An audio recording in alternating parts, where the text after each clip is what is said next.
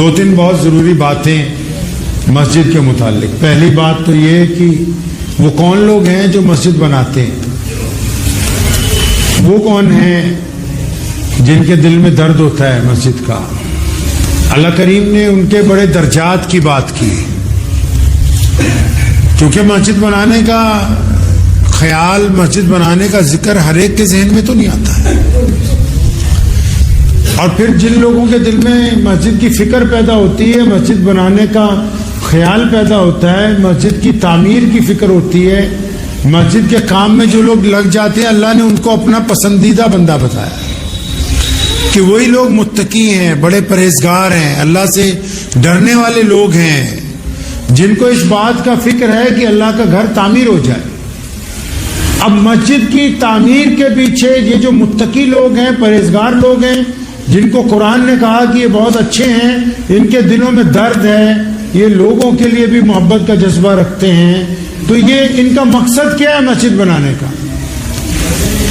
ان کا مقصد مسجد بنانے کا یہ ہے کہ یہ چاہتے ہیں کہ ہم رب کے گھر میں اپنے رب کی عبادت کریں گے اور تمام لوگ عبادت کے لیے وہاں پر اکٹھے ہوں گے.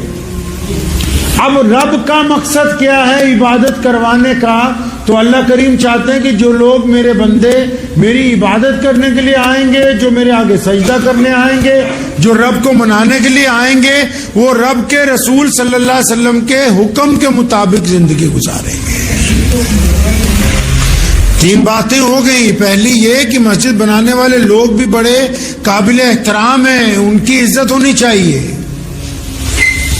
ان کا احترام ہونا چاہیے، معاشرے میں ان کا اکرام ہونا چاہیے کہ ان کے دل میں اللہ کا خوف ہے اور وہ اس بات کو محسوس کرتے ہیں کہ ہم اللہ کے گھر کی تعمیر کریں. یہ کہ مسجد جب تیار ہو گئی ہے تو مسجد کو مطابق چلایا جانا سب سے بڑی بات ہے. تیسرا یہ کہ جو مسجد کے مقاصد ہیں ان سے اسلام کیا چاہتا ہے، محمد رسول اللہ کیا چاہتے ہیں، اس بات کو ذہن نشین کر لیں کہ اللہ اور اس کے رسول صلی اللہ علیہ وسلم نمازیوں سے کیا چاہتے ہیں. اب جو مسجد بنائی جن لوگوں نے، ان کا مقصد ہے کہ اللہ کی عبادت ہو. اللہ کا مقصد ہے کہ میری عبادت کرنے والے لوگ اچھی باتیں کیا کریں، بری باتیں کرنی چھوڑ دیں، نیکی کے کام کیا کریں، برائی کے کام چھوڑ دیں، اچھائی کی بات کریں، برائی کی بات چھوڑ دیں، نیکی کی طرف دیکھیں، برائی کی طرف سے نظریں پھیر لیں، زبان فائدے کی بات کرے، گناہ سے اپنے آپ کو روک لیں، ہاتھ منافع کے لیے، فائدے کے لیے تو اٹھیں، لیکن اگر کوئی گناہ کرنا چاہتے تو اپنے ہاتھوں کو اس سے روکیں. اب اگر کوئی بندہ پنجگانہ نماز پڑھتا ہے اور پھر اپنے ماں باپ کو گالی دیتا ہے تو اس کا مطلب اس کی نماز ہوئی نہیں. اس کو اور اچھی طرح نماز پڑھنی چاہیے، کیونکہ اس کی نماز اس کو ماں باپ کی اطاعت اور فرما برداری نے ابھی سکھا دے رہی ہے. کوئی بندہ 5 وقت نماز پڑھتا ہے، بیوی کے منہ پہ تھپڑ مارتا ہے، اپنے بچوں پہ ظلم کرتا ہے، اس کو اور دوبارہ اچھی طرح نماز پڑھنی چاہیے. میرے والد صاحب شیخ اسلام مولانا حبیب الرحمان لدھیانوی رحمۃ اللہ علیہ اکثر ہمیں کہا کرتے تھے کہ اگر نماز برائیوں سے نہیں روک رہی پھر کیا کریں؟ ارے نہیں، پھر کرنا یہ ہے کہ اور اچھی طرح نماز پڑھنی ہے، بار بار پڑھنی ہے، استغفار کی بھی نماز پڑھنی ہے، نفل بھی پڑھنے بار بار، تاکہ جب تک ہماری نماز ہمیں گناہوں سے نہیں روکے گی اس وقت تک نماز اپنی معراج کو نہیں پہنچے گی. یہ شرط ہے نماز کے ساتھ. جس طرح نماز کے لیے وضو کرنا ضروری ہے، نماز کے لیے قبلے کی طرف منہ کرنا ضروری ہے، نماز کے لیے امام کے پیچھے کھڑے ہونا ضروری ہے، اسی طرح نماز کے لیے برائیوں کو چھوڑ دینا نہایت ضروری ہے. دو چیزیں اکٹھی نہیں نہ ہو سکتی. ناپاکی اور پاکی ایک جگہ جمع نہیں ہو سکتی. آگ اور پانی ایک جگہ جمع نہیں ہو سکتے. نمازی بھی ہو اور اس کے ذہن میں گندگی ہو، نمازی بھی ہو مکار بھی ہو، نمازی بھی ہو بے ایمان بھی ہو، اس کا مطلب صرف بے ایمان ہے، نمازی نہیں ہے.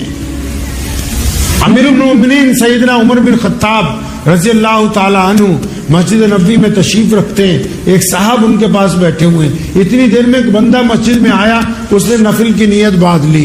تو جو صاحب مسجد میں بیٹھے تھے حضرت امیر المومنین رضی اللہ تعالیٰ عنہ کے ساتھ، تو انہوں نے کہا یا امیر المومنین، یہ جو بندہ آیا ہے جس نے ابھی نماز کی نیت باندھی ہے یہ بڑا اچھا بندہ ہے, بڑا بھلا بندہ ہے, بہت نیک بندہ ہے, بڑا متقی بندہ ہے. فرمایا اچھا تم اسے جانتے ہو؟ فرمایا جی میں اسے اچھی طرح جانتا ہوں. فرمایا کیسے جانتے ہو؟ کہنے لگا یا امیر المومنین میں نے اس کو فجر میں دیکھا, ظہر میں دیکھا, عصر میں دیکھا, مغرب میں دیکھا, عشاء میں دیکھا, تہجد میں بھی میں اس کو دیکھتا ہوں. فرمایا اچھا تو اس کے علاوہ اور کیا جانتے ہو؟ فرمایا اس کے علاوہ تو میں کچھ نہیں جانتا.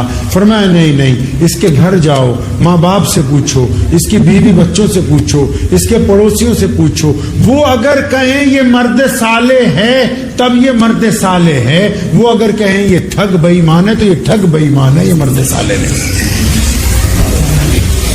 یہ اچھا اس وقت تک نہیں ہوگا. میرے پیارے نبی حضرت محمد رسول اللہ صلی اللہ علیہ وسلم نے جب پہلے دن دنیا کو یہ بتانا تھا کہ میں ایک رب کی عبادت کا پیغام لے کے آیا ہوں, آؤ محمد رسول اللہ کو مان لو, تو کریم نبی علیہ السلام نے کہیے صلی اللہ علیہ وسلم, صلی اللہ, زور سے صلی اللہ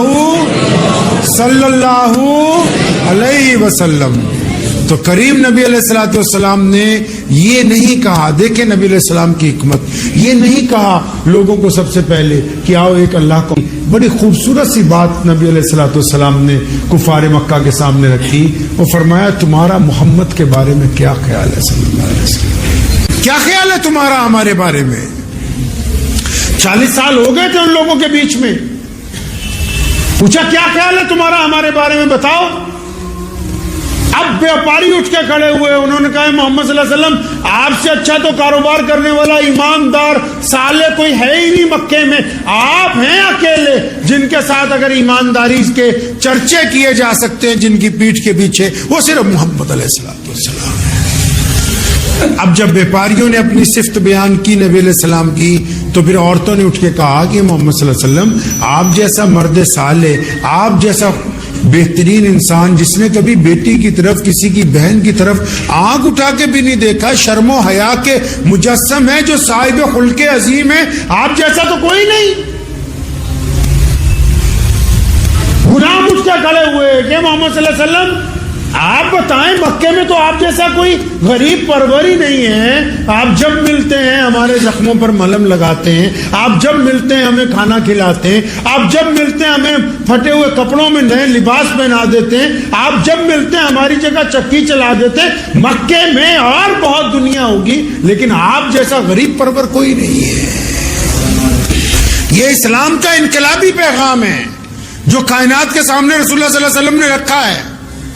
تبھی تو پوری دنیا میں اسلام سب سے بڑا دین بنا ہے, سب سے بڑا مذہب اسی لیے بنا کہ محمد رسول اللہ صلی اللہ علیہ وسلم نے ذات, برادری, رنگ, نسل, بھید بھاؤ کے بندھن توڑ دیے.